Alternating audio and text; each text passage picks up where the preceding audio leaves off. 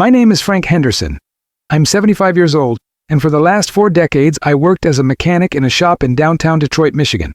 My hands are covered with scars, my back aches every morning, but my heart hurts more than any physical pain I've ever experienced. Have you ever felt the emptiness of raising 7 children completely alone and then being forgotten as if you never existed?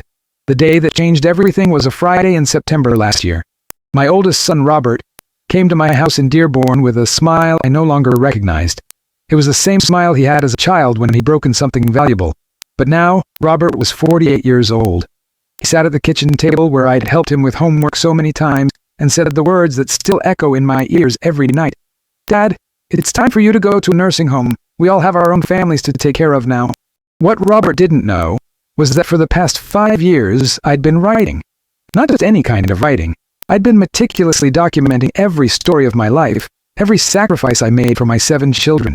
Every night I worked double shifts to pay for their schooling, every dollar I saved by skipping my own meals so they could eat better. What my children didn't know was that these stories had become something much bigger than any of us could have imagined.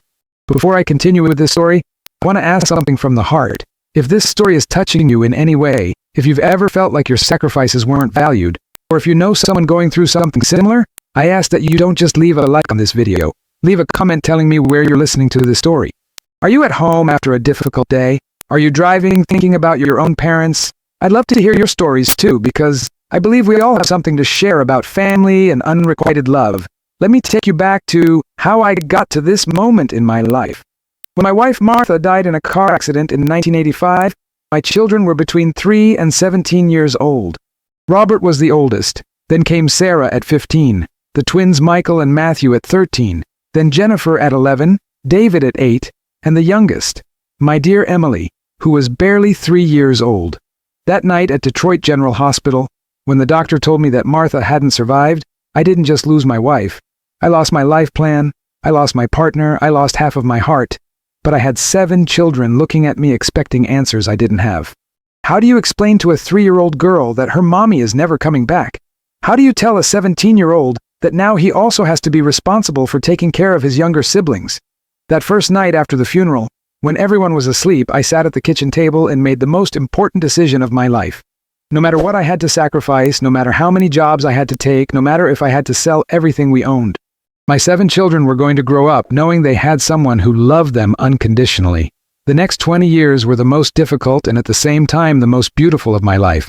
I would wake up at 4 in the morning to prepare breakfasts and lunches for 7 children.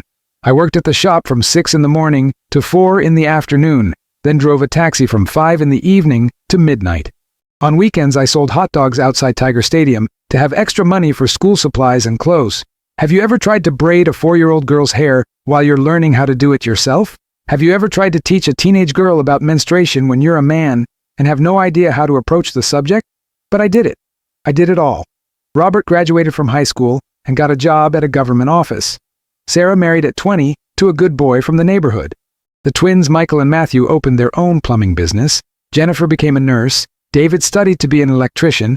And my little Emily, my baby, became an elementary school teacher. Each of them had a better life than mine. Each of them achieved things I could never dream of. And during all those years, I was happy knowing I had kept my promise to be the father and mother they needed. But then, gradually, visits became less frequent. Phone calls became more spaced out. The family Sundays we'd maintained for decades began to be canceled because everyone had important commitments. At first I understood it. I thought it was natural for each one to build their own life. But when my health began to deteriorate last year, when the doctor told me I needed help with basic daily activities, I expected my children would be there for me like I had been there for them throughout their childhood. The reality was very different. Robert, my oldest son in whom I had placed so much trust, was the first to suggest the nursing home. "Dad, we can't take care of you like you need. It's better for you to be with professionals." Sarah said it was too complicated because her husband didn't want strangers in the house. The twins said their business required all their attention. Jennifer, being a nurse, argued that I needed specialized care that she couldn't provide at home. David simply stopped answering my calls. And Emily, my baby, my last hope, told me she had just gotten a promotion at school and couldn't be distracted taking care of an elderly man. Have you ever felt your heart break into pieces so small that you no longer know how to put it back together? That was the feeling I had when I realized I had raised 7 successful children who had learned everything about life except the most important thing, gratitude and love for the one who gave them everything. But this is where the story takes a turn that none of my children expected. During the last 5 years, while they were busy building their careers and forgetting about their old father, I had been writing. Not just writing as a hobby, I had been meticulously documenting every story of our family, every anecdote from their childhood, every beautiful and difficult moment we had lived together. What began as a way to remember my late wife had become something much bigger. One day, browsing the internet at the public library in my neighborhood, I decided to create an account on a platform for writers. I started sharing our stories. The first story I published was called "The Day My 8-Year-Old Son Taught Me That Love Has No Price." It was about David when he was little and had given me a rock he'd painted gold because he wanted to give me gold for Father's Day, but didn't have money. That story received thousands of comments from people who identified with the innocence and pure love of children. The second story I shared was "The Night My Twins Stayed Awake With Me When I Was Sick." It was about Michael and Matthew at 15, when I'd had a very bad flu and they took turns all night taking care of me, putting cold compresses on my forehead and making me herbal tea they'd learned to make by watching their mom before she died. The comments on that story were even more emotional. Single mothers, widowed fathers, grandparents who raised grandchildren, all sharing their own experiences of love and family sacrifice. With each story I published, my audience grew, not just in the United States, but all over the world. Stories about Sarah when she learned to cook to help me with her younger siblings, about Robert when he worked after school to help with family expenses, about Jennifer when she took care of me during a hospitalization, about Emily when she made me drawings to cheer me up after difficult days. Each story showed my children as the loving and grateful kids they had been before adult life transformed them into people I no longer recognized. You know what's the most beautiful thing about all this? While my children had forgotten me, thousands of strangers on the internet had begun to value our family stories.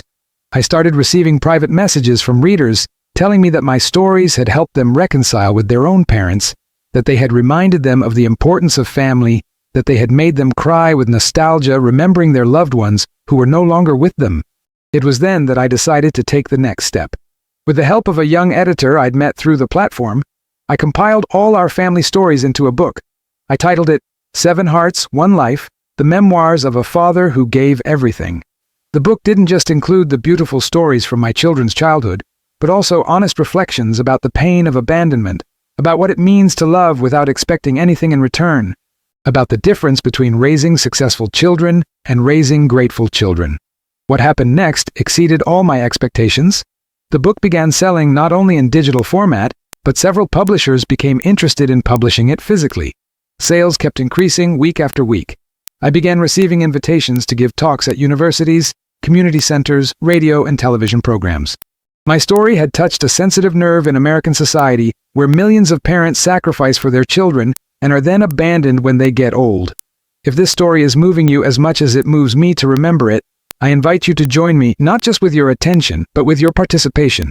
Comment below telling me if you too have felt that your love wasn't reciprocated, if you know any father or mother who deserves more recognition than they receive, or if this story has made you reflect on your own relationship with your parents. I'm not interested in you telling me you like the video. I'm interested in knowing your hearts, your stories, your genuine reflections. But let's go back to that Friday in September when Robert came to my house to talk about the nursing home. While he explained the advantages of living in a geriatric institution, I listened to him remembering the 8-year-old boy who used to sit on my lap while I told him bedtime stories.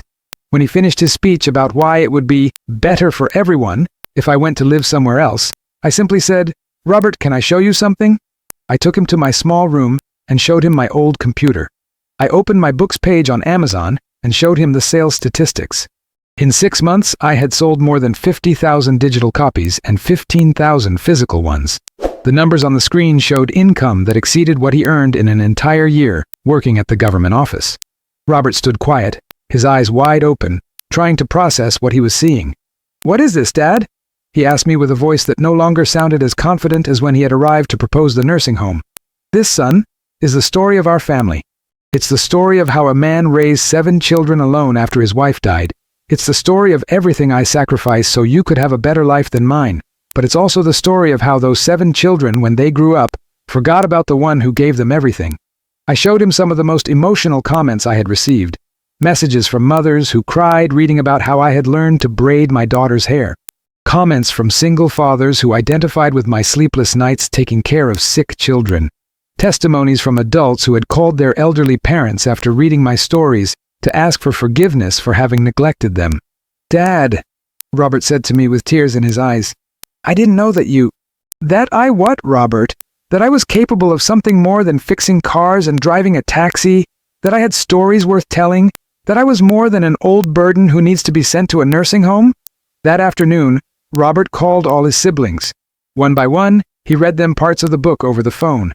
The reactions were different in each case, but all included tears, apologies, and genuine surprise that their mechanic father had achieved something so significant on his own. Sarah was the first to arrive at my house that night. She came with eyes swollen from crying so much and hugged me like she hadn't hugged me in more than 10 years. "Dad, forgive me. Forgive me for failing you when you needed me most." The twins arrived together, as they had always done everything in life. Michael was carrying a suitcase and Matthew brought tools. "Dad, we came to fix everything that needs repair in the house. And Michael is going to stay with you until we find a better solution to take care of you. A solution that doesn't include sending you away from us." Jennifer arrived in her nurse uniform because she had come straight from the hospital. She knelt in front of my chair and put her head on my knees like when she was a little girl. "Dad, I'm a nurse and I wasn't able to see that my own father needed care. I'm a health professional and I wasn't able to care for the emotional health of the man who taught me to be strong." David arrived last, as he had always been the shyest of all. He sat on the floor next to my chair and simply took my hand. He didn't say anything for several minutes. Finally he whispered, "Dad, I read the story about the golden rock I gave you when I was 8 years old.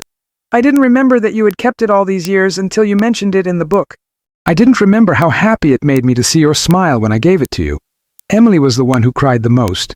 My baby, who was already 35 years old but would always be my little girl to me, curled up in my arms like when she had nightmares and came to my bed looking for protection. "Dad, all my life I thought a father's love was something normal, something all children receive. Now that I read our stories from an adult's perspective, I realized that what you did for us was extraordinary, and I repaid you with indifference when you needed me most." That night, for the first time in more than 5 years, we all had dinner together at the kitchen table. The same table where I had helped them with homework, where we had celebrated birthdays, where we had cried over losses and celebrated triumphs. But now we were different. I was no longer just the father who had worked his whole life to give them everything. Now I was also Frank Henderson, the writer who had touched thousands of hearts with his family's stories. I want to take a moment to speak directly to you, to each person who is listening to this story right now. It doesn't matter if you're driving to work, if you're at home preparing dinner, if you're exercising, or if you're lying down before sleep. This story isn't just about my family and me. This story is about all of us. It's about how sometimes we take for granted the people who love us most. It's about how sometimes we underestimate the value of those we have closest. It's about how it's never too late to recognize and appreciate the sacrifices others made for us. The months that followed were the most beautiful of my recent years. Not just because my children had returned to my life, but because I had discovered a new version of myself. The book continued selling copies, and I kept writing new stories. Some about the reconciliation process with my children, others about the lessons I had learned about forgiveness and family. I also began writing about other topics, about aging, about widowhood, about fatherhood in general. The talks I gave became more frequent and more requested. Universities, community centers, churches, senior organizations. Everyone wanted to hear the mechanic writer who had turned his pain into art and his abandonment into inspiration for thousands of people. But the most beautiful thing wasn't the applause or the book sales. The most beautiful thing was when, after each talk, people would approach me to tell me they had called their parents that same night to tell them they loved them. Robert left his job at the government office and became my manager, helping me organize talks and manage book royalties. Sarah started cooking for me again, but now not because I asked her to, but because she wanted to recreate those family Sundays we had lost for years. The twins took turns accompanying me to talks when I had to travel to other cities. Jennifer used her medical knowledge to ensure my health was always properly monitored. David, who remained shy, became my most faithful reader and most honest critic for new writings. And Emily began using some of my stories in her elementary classes to teach her students about the value of family and gratitude. But there's something I want you to understand clearly. This story is not about revenge.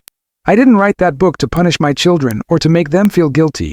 I wrote that book because I needed to heal my own heart, because I needed to find a purpose after feeling invisible and useless. What I discovered in the process was something I didn't expect, that my pain could become medicine for others, that my experience could serve as an example and warning for thousands of families who are living similar situations.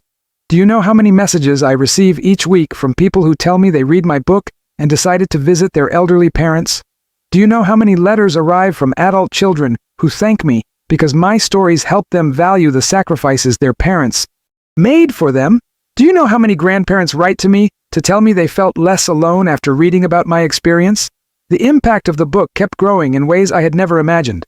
Television producers became interested in adapting some stories for special programs about family. Senior rights organizations invited me to be a spokesperson for campaigns against elderly abandonment. Psychology schools began using my book as study material on family dynamics and the aging process. But none of this would have been possible if my children hadn't forgotten me first. It sounds contradictory, but it's the truth.